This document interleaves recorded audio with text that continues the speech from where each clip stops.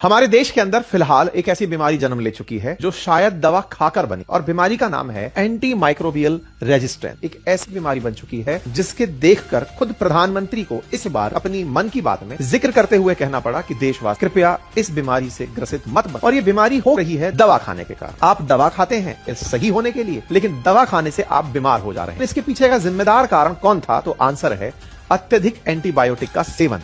आपने अत्यधिक एंटीबायोटिक का सेवन करके अपने शरीर में ही बैक्टीरिया को इतना मजबूत बना लिया कि अब उस पर आने वाला बाहर से जो दवा है उस पर असर करना बंद कर गई है। जैसे गले का bacterial infection, pneumonia, typhoid, TB, urine infection, ये सारी वो बीमारियां हैं जो कि एंटीबायोटिक का उपयोग आमतौर पर इन लोगों के द्वारा किया जाता है। लेकिन सर्दी, जुकाम, फ्लू, डेंगू, कोविड-19, वायरल बुखार, इनमें एंटीबैक्टीरिया का यूज नहीं होता है, यानी कि एंटीबायोटिक का यूज नहीं किया जाता है। सरकार आपको अवेयर कर रही है कि आप सभी एंटीबायोटिक के अत्यधिक उपयोग से बचें, क्योंकि शरीर एंटी माइक्रोबियल रेजिस्टेंस होता चला जा रहा है। आने वाले समय में फिर जब आप कभी एंटीबायोटिक लेंगे, आपके शरीर पर वो असर डालना बंद हो जाएंगे। हमारे देश के अंदर एंटीबायोटिक की जो खपत है वो साल दर साल किस तेजी से बढ़ती जा रही है कि हमारे देश में एजिथ्रोमाइसिन नाम की जो एंटीबायोटिक है, ये सबसे ज्यादा खाई जाने वाली एंटीबायोटिक बन चुकी है। और इनमें से आधी एंटीबायोटिक्स जो डॉक्टर्स प्रेस्क्राइब करते हैं, उन्होंने शरीर पे काम करना लगभग बंद कर दिया है। और बैक्टीरिया जो आपके शरीर में प्रेजेंट है वो अब किसी से दब नहीं रहा है, वो सुपर बग बन चुका है। जैसे ये कार्बोपेनम है, अब ये केवल 3% ही काम कर पा रही है। सिप्रोफ्लेक्सिन मात्र 39% असर डाल रही है, मेरोपेनम 52% असर डाल रही है, ऑक्सीसिलिन 33% दे रही है, एजिथ्रोमाइसिन 75% असर डाल रही है। अदरवाइज शरीर पर ये असर ही नहीं डाल रहे हैं। आप हर बुखार में एंटीबायोटिक ना लें,